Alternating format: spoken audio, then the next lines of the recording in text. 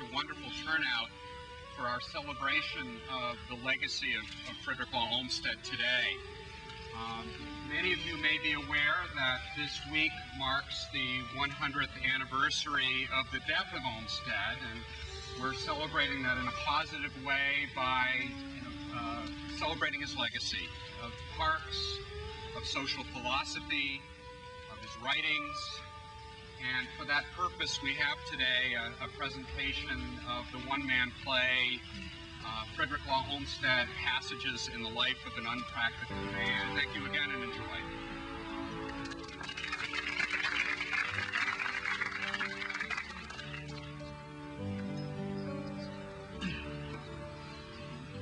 Come on. Mary! What are these people doing here? What? They want to learn about my life? Oh, no. I can hardly remember what I was doing a few minutes ago. I was up, I went by H.H. Richardson's home, and how I miss him. Well, if we're going to do this, I think it's best that we go back to, let's say 1845, when I was at Yale visiting my brother. Yes, that's what we will do. I remember one evening. Oh, I can remember as if it was last night. By the rude bridge that arched the flood, their flag to April's breeze unfurled. Here once the embattled farmer stood and fired the shot heard round the world. Spirit that made these heroes dare to die and let their children free, bid time and nature gently spare this shaft we raise to them and thee. Ah, what a beauteous evening, calm and free, the holy time is quiet as the nun, breathless in adoration. And the broad sun is setting in its tranquility, and the gentleness of heaven broods o'er the sea. Listen, the mighty being is awake, and doth with his eternal motion make a sound like thunder everlasting. Ah, to be in love with the most beautiful girl in New Haven, the daughter of the governor, the most gracious, the most spiritual. But those are not the reasons she was special for me. She gave me two gifts. First, she accepted me as a bright person who'd never gone beyond grade school, who'd never had the opportunity to go to college. Secondly, he presented me with this book, Ralph Waldo Emerson, and it has been beside my bed all the years of my life, my companion and my friend. Oh, my father sent me down with one of his friends, and I convinced him that this was the farm that we could make a go at.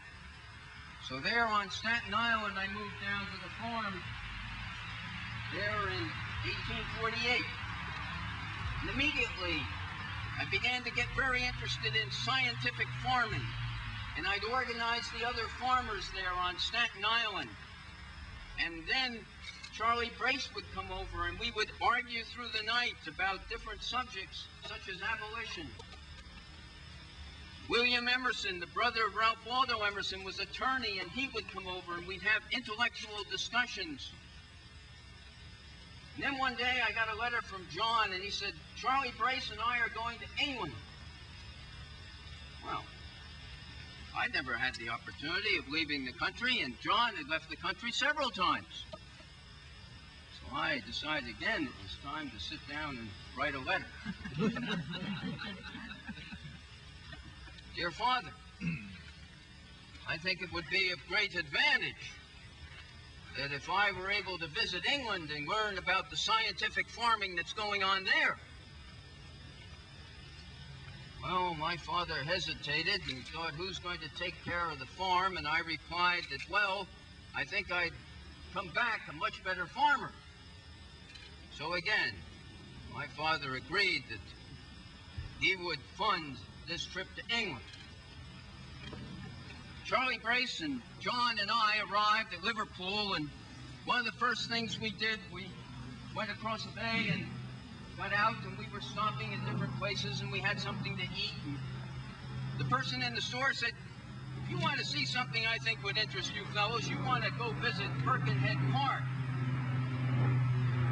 So we set out, and I remember walking into Birkenhead Park, and all of a sudden I looked out, and they told me this was not an area with trees before. It was a plain and barren place.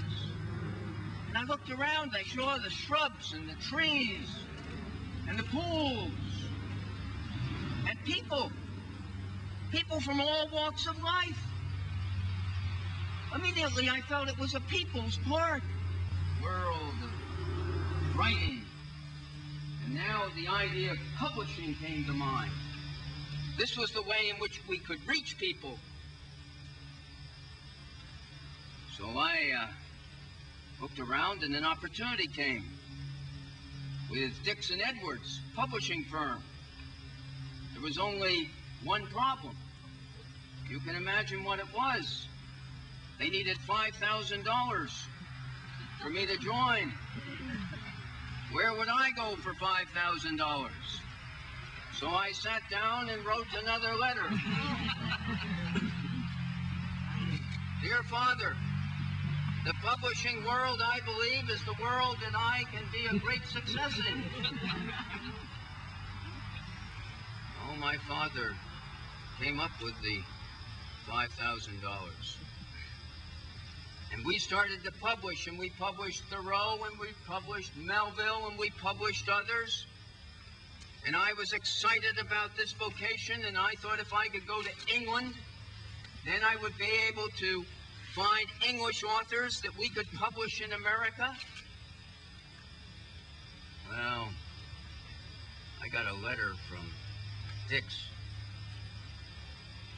Edwards was embezzling the money.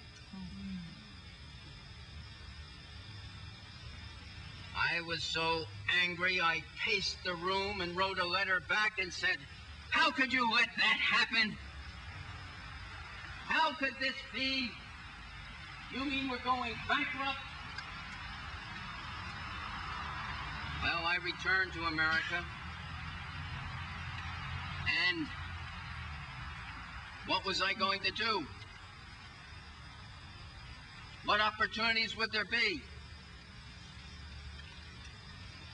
One evening I was sitting having tea and working on my third book, Backcountry, that I was writing about slavery and the economic conditions in the South. Well, man came up, Charles Eliot, and said, how are you, Fred Olmsted? And I said, well, have a seat. Turned out he was on the commission for the new Central Park in New York City. And he said, you know, Fred, you're just the type of man that we need there to be on this commission and to be superintendent. I said, well, if the position was offered to me, I think I might consider it. Oh, no. This is a position you're going to have to compete for. Why don't you think about it? So that night I walked around and I was thinking Central Park, Birkenhead Park. Yes, this could be it. So I went down to New York and found out that there was competition, and I had some interviews, and I learned that they wanted a practical man. They didn't want a literary man. Well, I told them and wrote about the fact that I was a farmer. I supervised people. And I had a knowledge of parks across in England. Well, it came down to the vote. And you know, I won by one vote. You know who that vote was? Washington Irving. So if I wasn't a literary man, I would not have received this opportunity. Well, an opportunity came along. I got a letter. Somebody wanted me to be the manager of the largest gold mine in California. Well, right away my mind began to think that here was my opportunity to solve all the debts and pay back my father. So I went west. I remember going through Panama, and I looked at that luscious vegetation out the train window, and I thought to myself, as I wrote to Mary, Gloria in excelsis, Mary, someday I need to bring this type of vegetation, this feeling, here to America. Well, I got to California. They took me through the mines. I was enthusiastic. I thought we could make it work. The only problem is that they certainly oversold the productive quality of this mine. Therefore, once again, I had to write back to my father saying that I didn't think that this venture was quite going to turn out the way we expected it to. However, Mary came out with the family, and I wanted to get away, and one day we took a ride, and there we went by the Mariposa, the great trees, and then we went up into a valley. And I remember as we went up and up and up, and I looked out at this great valley with awesome cliffs and falls that fell into this wondrous valley, and these lovely trees that shaded and draped these pools and reflected in them.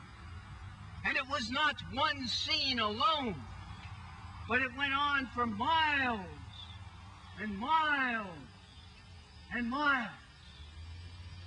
Yosemite. And I made a commitment then and there that this would be part of our nation open for all people, not for a few of the wealthy who were trying to buy it. And we battled all the way to the Supreme Court, and eventually Yosemite became property that all citizens could view and feel alive, refreshed, reinvigorated. What were my final words in my final report? Franklin Park. Let it not be for present use or delight alone. Let it be of such a work that our descendants will thank us for it. And someday, men will say, this, our fathers, did for us.